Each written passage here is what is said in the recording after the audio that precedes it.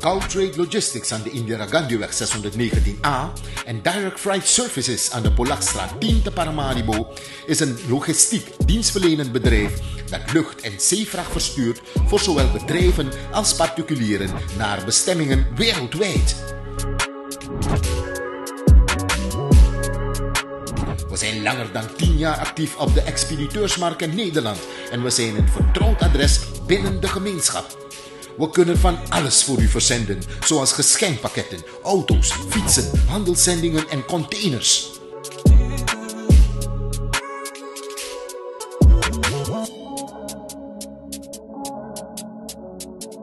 Gautrade Logistics aan de Indira Gandhiweg 619A en Direct Freight Services aan de Polakstraat 10 te Paramaribo hopen u binnenkort te verwelkomen in een van hun vestigingen, zodat u zelf onze kwaliteit en service kunt ervaren. Tot gauw!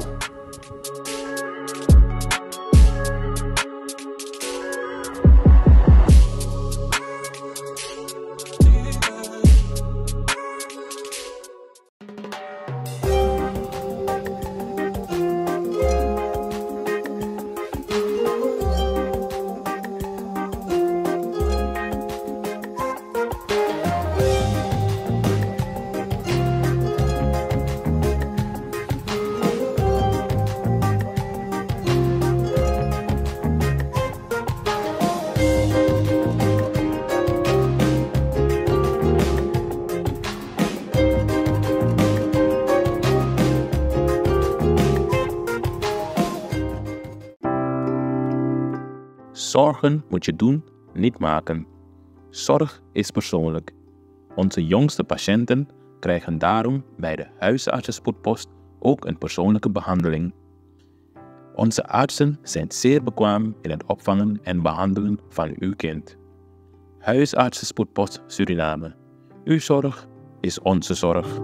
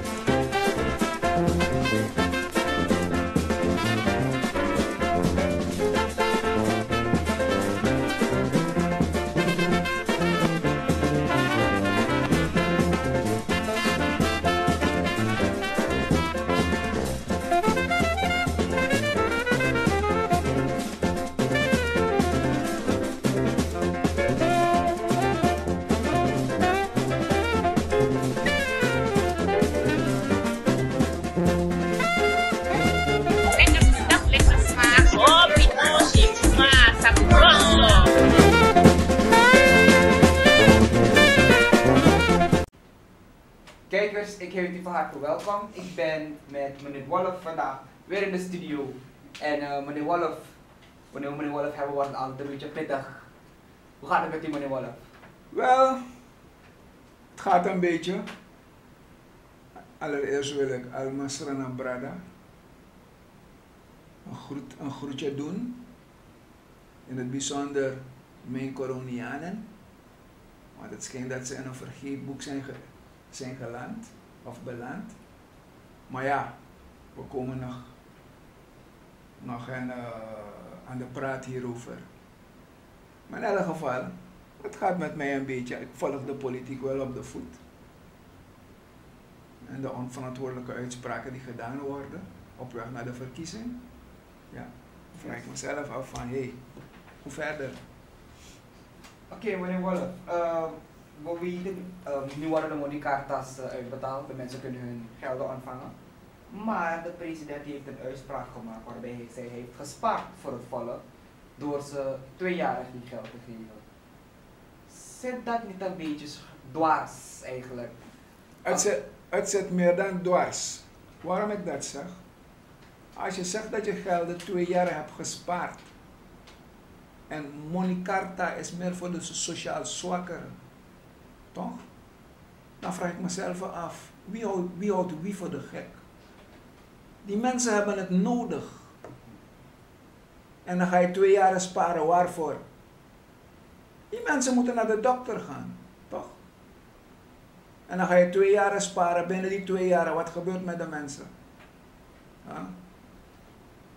Het is helemaal verkeerd hoor. Het is gewoon een stukje misleiding. Oké. In de tijd van jonge jaren, hoe was school tijdens die tijd? In mijn jonge jaren? Ja. Eigenlijk zouden we een speciaal onderwerp hier aan moeten wijden. Maar ja, ik zal zeggen, het was prima. Ja, want we horen dat nu eigenlijk het is verpest, onderwijs is verpest door de NDP of vernietigd door de NDP. Ja, kijk, de man die uitspraak heeft gedaan, hè? Ik vraag me af hoe het zit met zijn intelligentievermogen. Toch?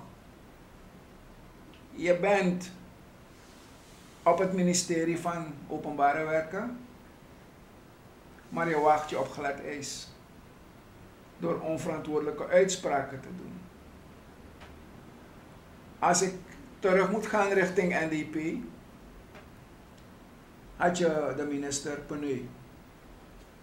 En Peneu heeft goed werk verricht. En ook deze regering heeft Peneu om advies gevraagd. Toch?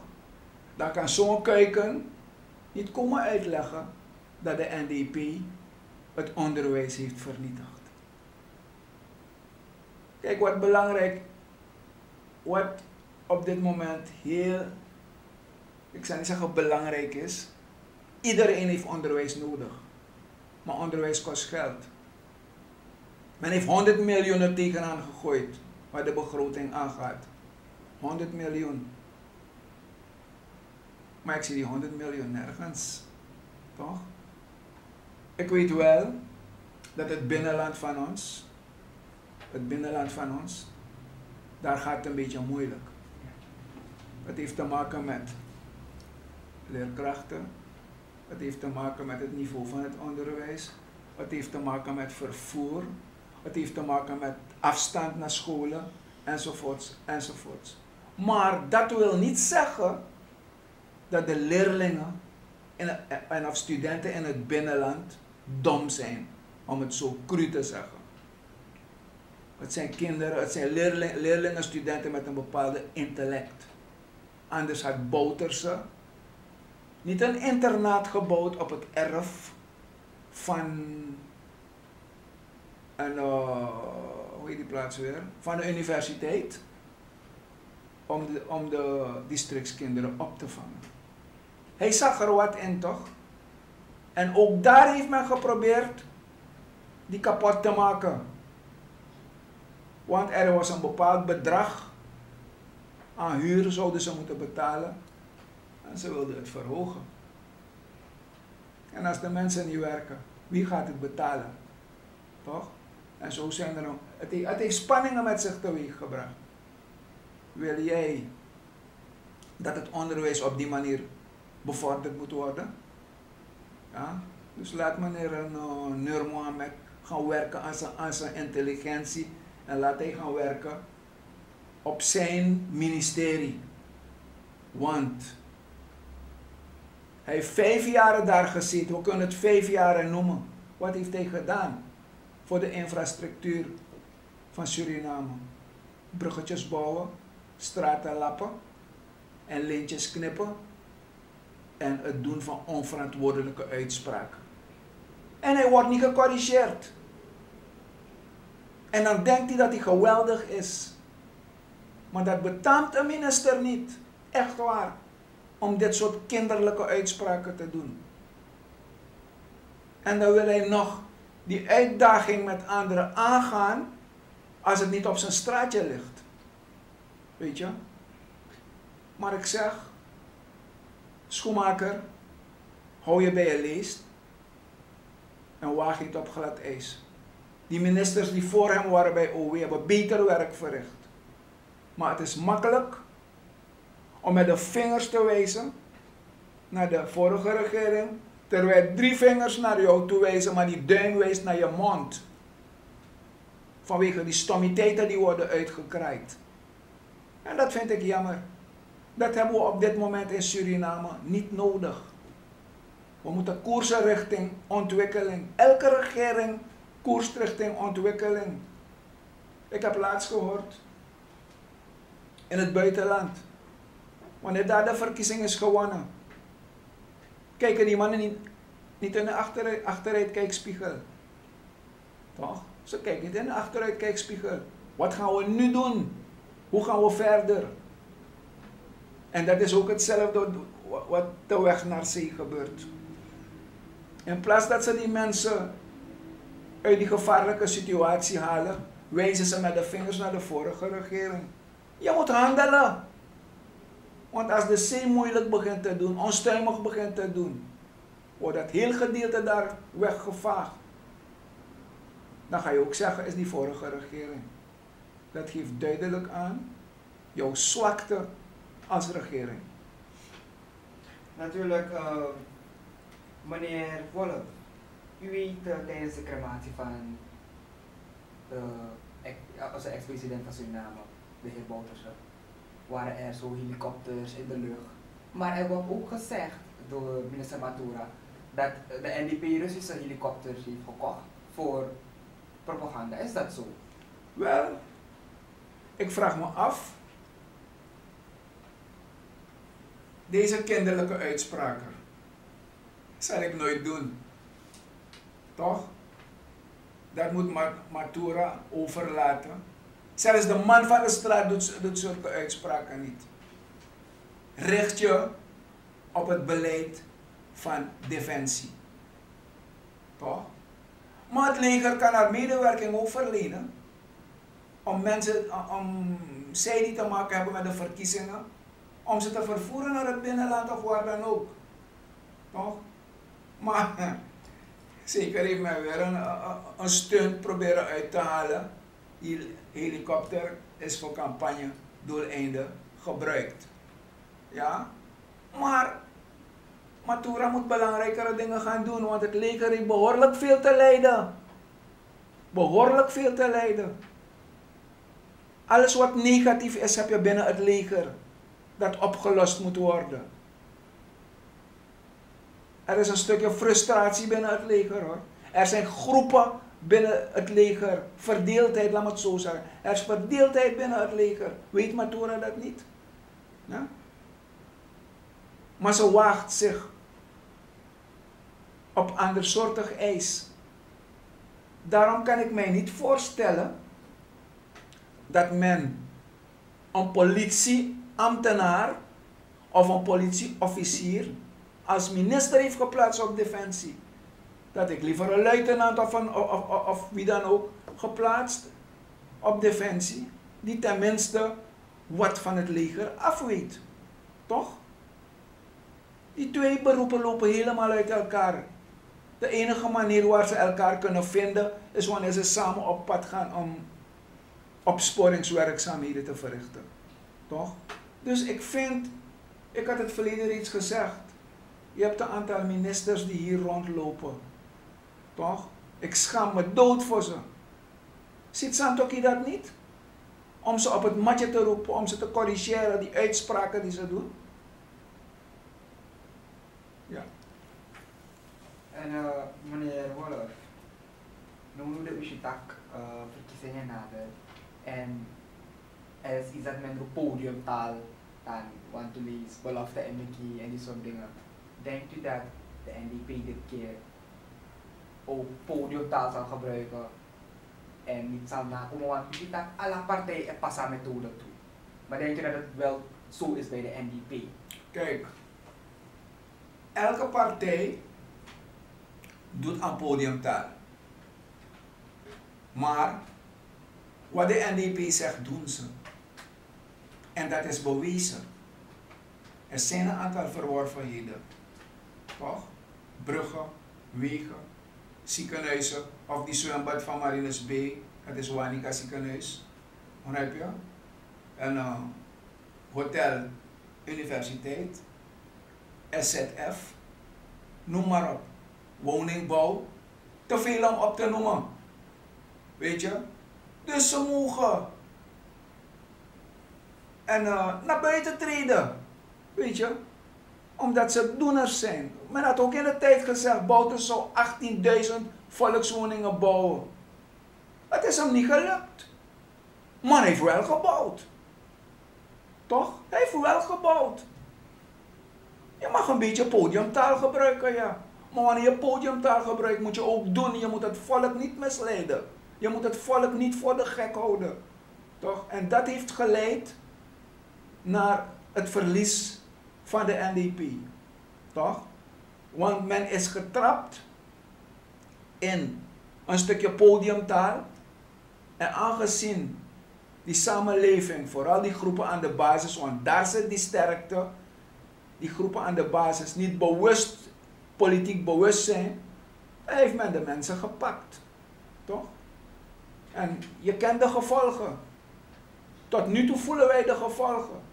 Maar de man tak een ezel stoot zijn poot niet 2 keer aan dezelfde steen. Zo'n uitdrukking. Dus deze mensen, als ze weer Santoki een kans geven voor 5 jaar, is hun verantwoording. Ze zullen het wel merken. Ja, en nu de verkiezingen naderen, dan weet u wanneer er een andere regering komt, dan heb je van die dienstauto's die overblijven. Ja. En allerlei sociëteit, of we horen ook dat dienstauto's heel goedkoop worden verkocht. Denkt u dat dat ook hetzelfde geval zal zijn bij de huidige regering? Ik kan bijna wil ik op een presenteerbladje meegeven dat het zo is. Want het zijn peperdure wagens.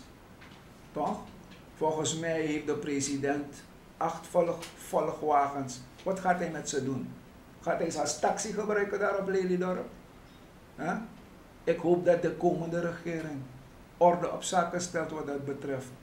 Anders zullen ze weer wagens moeten aanschaffen. En waarom gaan ze het aanschaffen als die staatskas leeg geroofd is?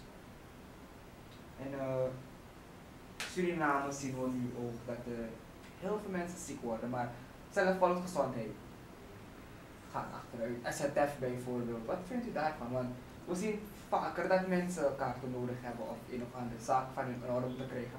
Maar het gaat heel stroef bij SZF. Ja. Kijk, er zijn verschillende dingen gezegd, hè?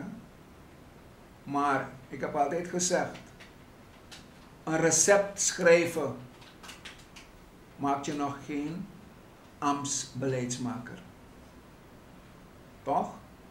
Je moet ook een stukje beleid kennen. En dat ontbreken wij bij het ministerie van Volksgezondheid. Als we kijken naar een SZF. Vroeger kon je naar SZF stappen. Je zaken zijn geregeld.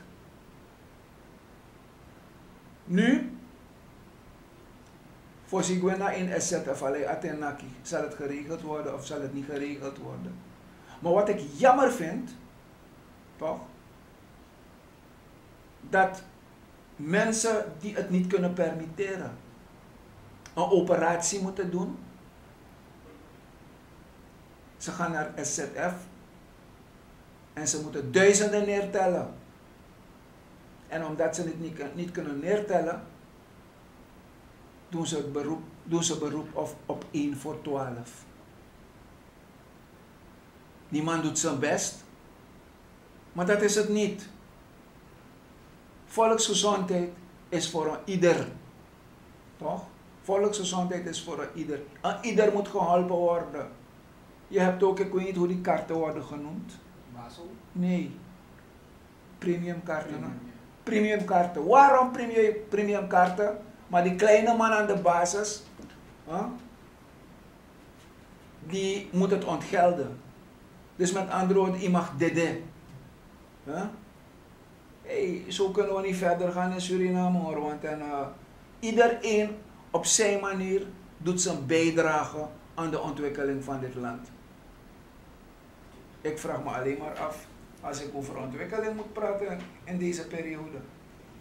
Weet je? Maar in elk geval, ieder doet zijn of haar best.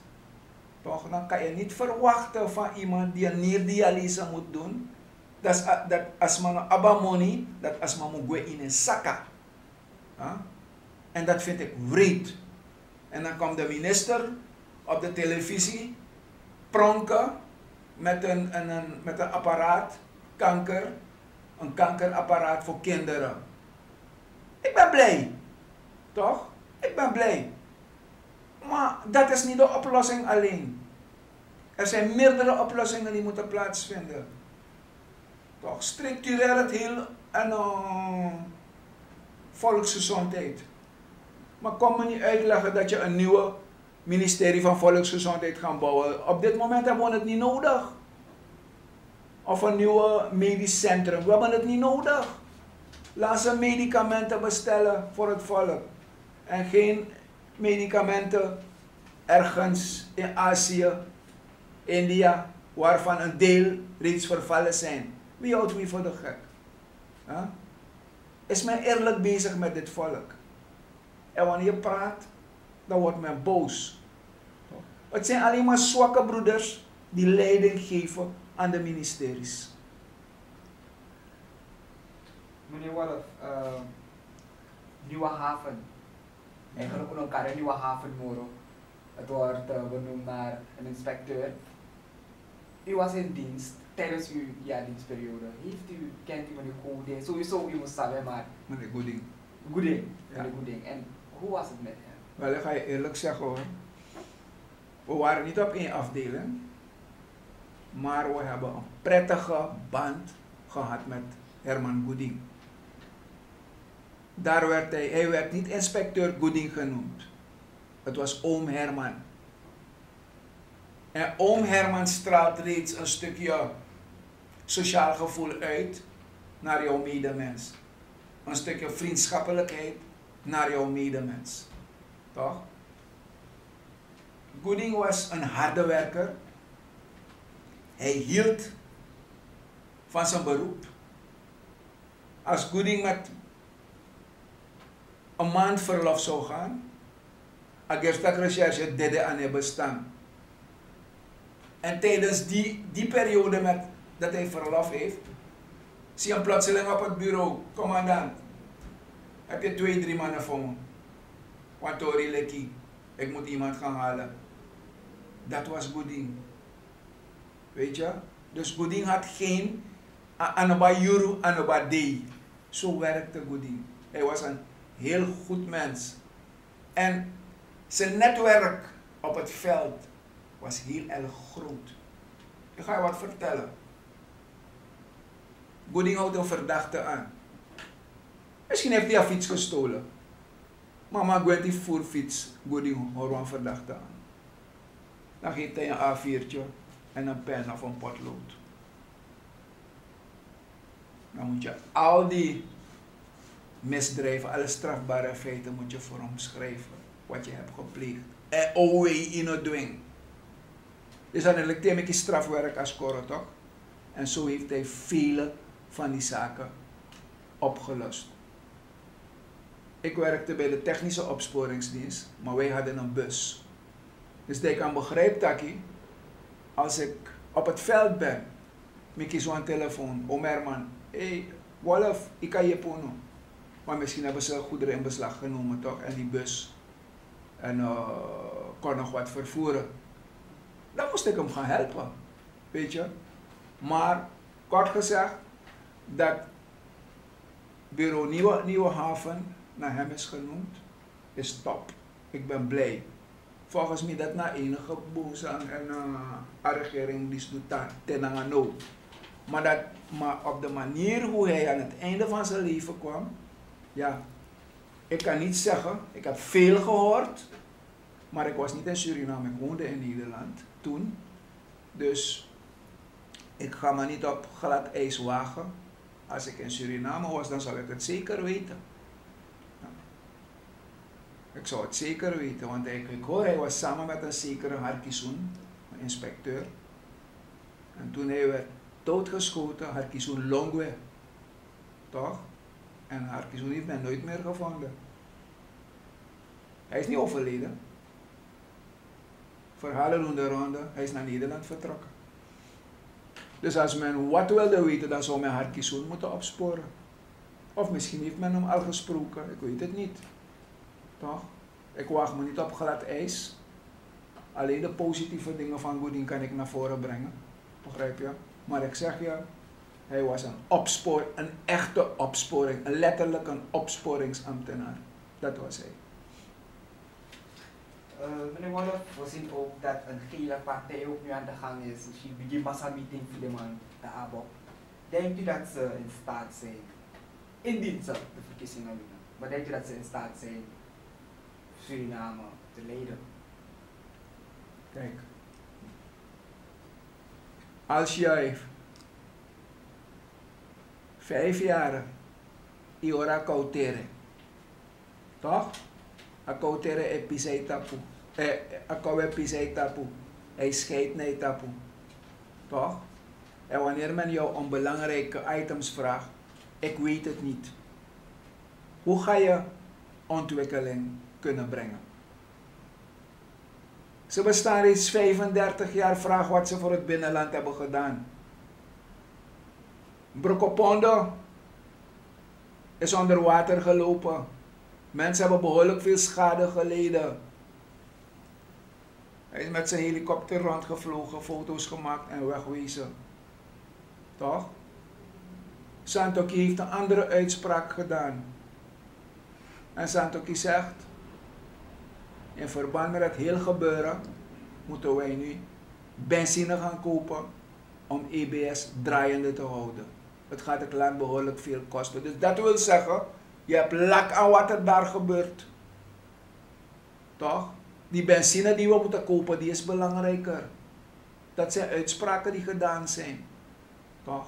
Maar ik bedoel, als je niet in staat bent jouw binnenland te ontwikkelen, hoe wil je de nieuwe president worden van Suriname? Toch? Ik vind het jammer, hij is nog niet zo ver. Maar hij denkt dat hij zo ver is. Maar hij is niet zo ver. Want strooien met geld, strooien met cadeaus, enzovoorts, enzovoorts. Mensen op de been brengen, brengt nog geen ontwikkeling. Je moet een beleidsvisie hebben. Toch? Maar als hij nu de uitspraak doet, volksgezondheid wordt gratis, onderwijs wordt gratis, waar ga je het geld vinden? Waar ga je het geld vinden? In de situatie waarin het onderwijs als ook de volksgezondheid verkeert. We hebben reeds gezegd, tussen 2025 en 2028 is er een gap. Een financiële gap. Hoe ga je die gap invullen? Bouters had in de tijd gezegd, 2010 tot 2015 hadden we een goed jaar. Maar 15 tot 20 wordt een wereldcrisisjaar. Toch?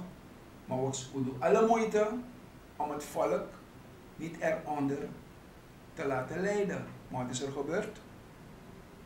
De politiek heeft gebruik gemaakt van die gelegenheid.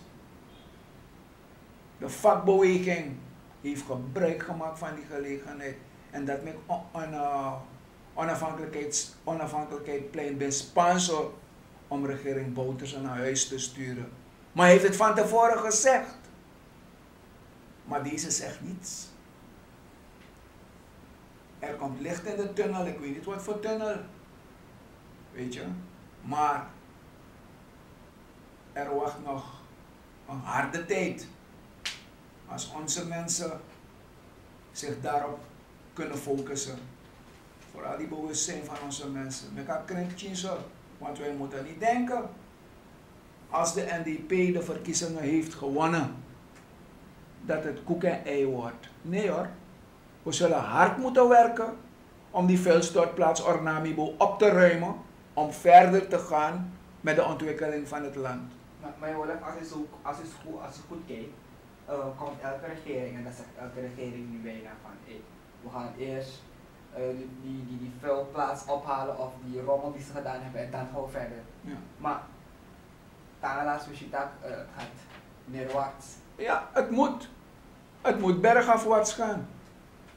Als je geen ontwikkelingsvisie hebt, je hebt geen ontwikkelingsbeleid, je hebt niets. Toch? Is alleen maar geld lenen bij het IMF. Maar wat doe je met het geld? Niemand weet tot nu toe wat met de gelden van het IMF zijn gebeurd. Er worden allerlei hoge termen gebruikt. Toch? Allerlei hoge termen worden gebruikt. Maar niemand weet precies wat er met het geld gebeurt. Isabi, dus het is heel erg jammer. Kijk, ik weet als die vraag nog komt, maar in elk geval, er wordt gepraat over de oude politiek en de nieuwe politiek. Geef de jonge politiek ook de kans om het land te ontwikkelen. Toch? Ik zeg, als je uit de ouderlijke woning komt, heb je een bepaalde opvoeding gehad, toch?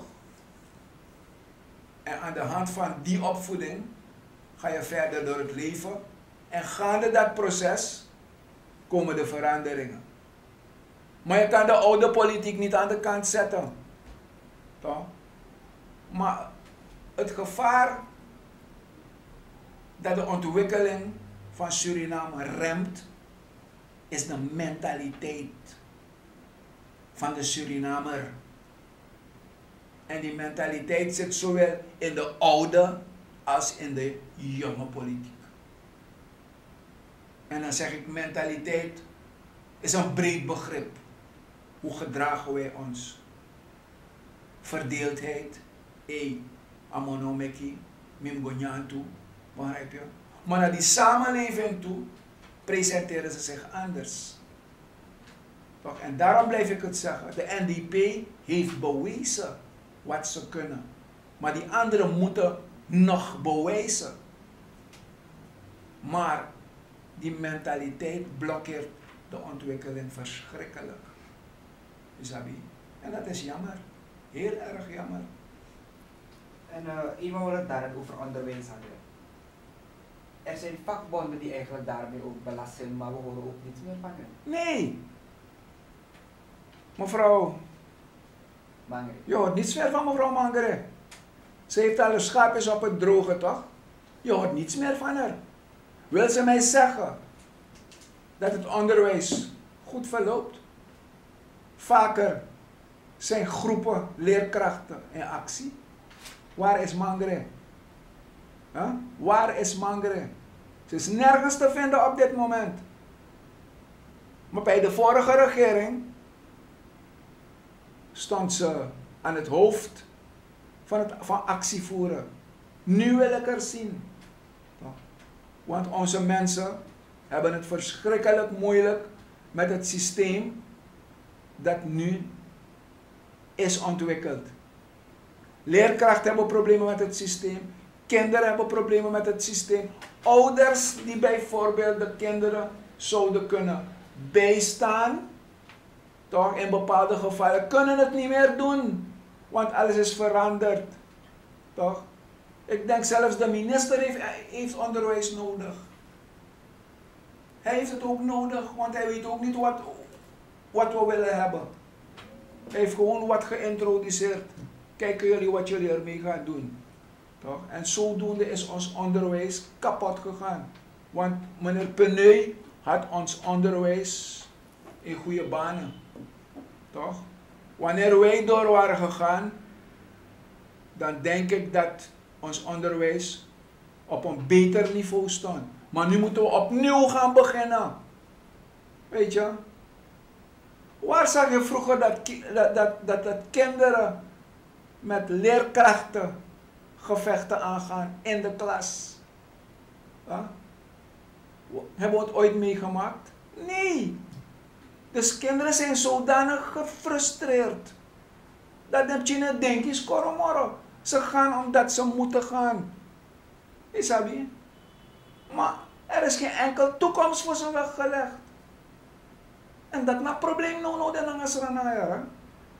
Weet je? Dat na probleem no den nangasranaya. Ik weet niet hoe dit probleem opgelost zal worden. Want als ik zo hoor oil en gas, dan praat men over ontwikkeling. Nou, productie begint 28 en gas begint 30. En als de productie 28 begint, brada, Wie zijn de mannen die ervan zullen genieten alvast?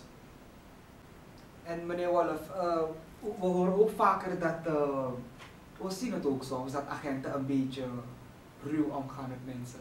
Grof. En Ja. hun mentaliteit niet goed is. Maar Ja, wat vindt u als ex-politieman? Kijk,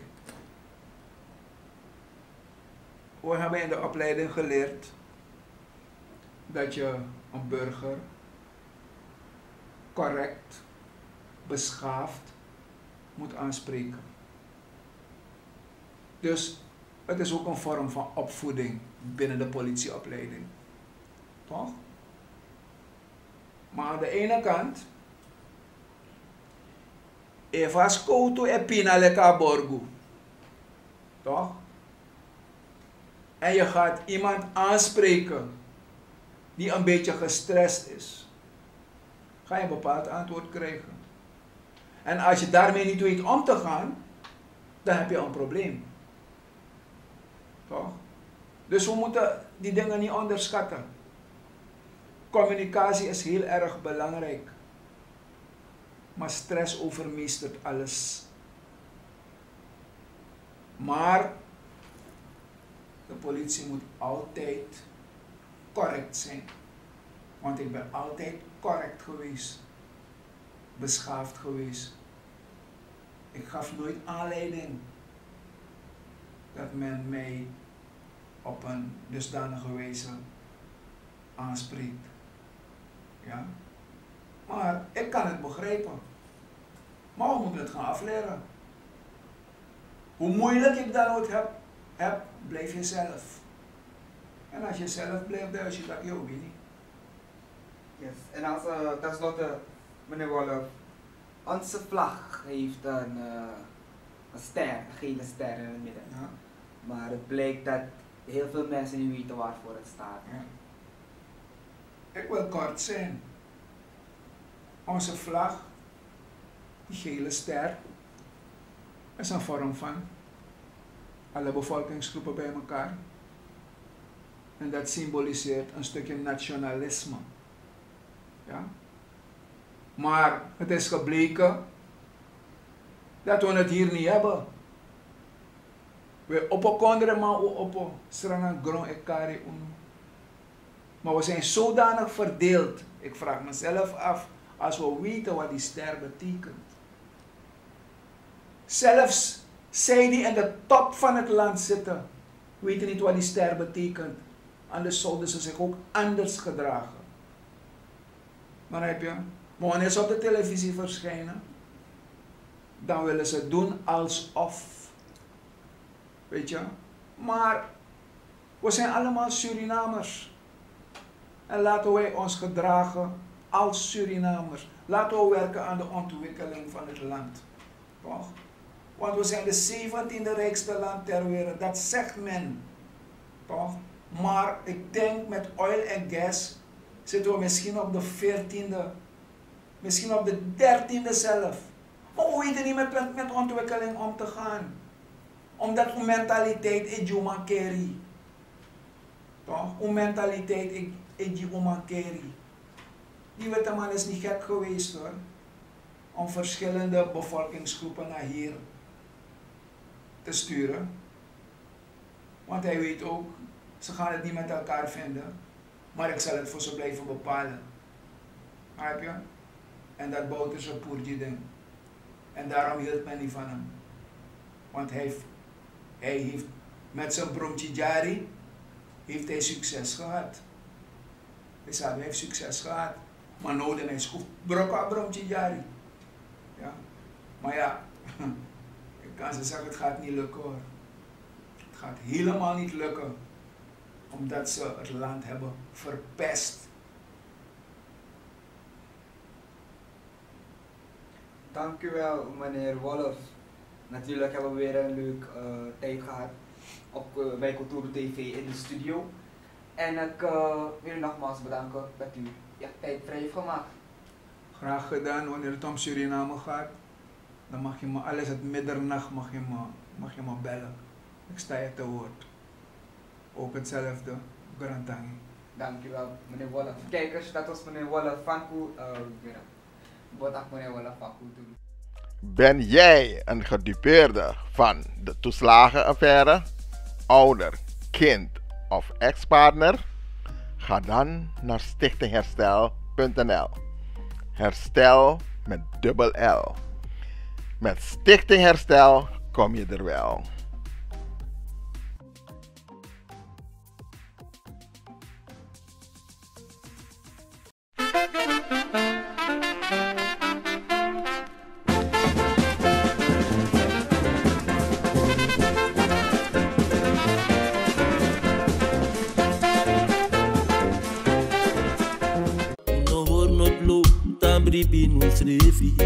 Una de wedstrijd naar man.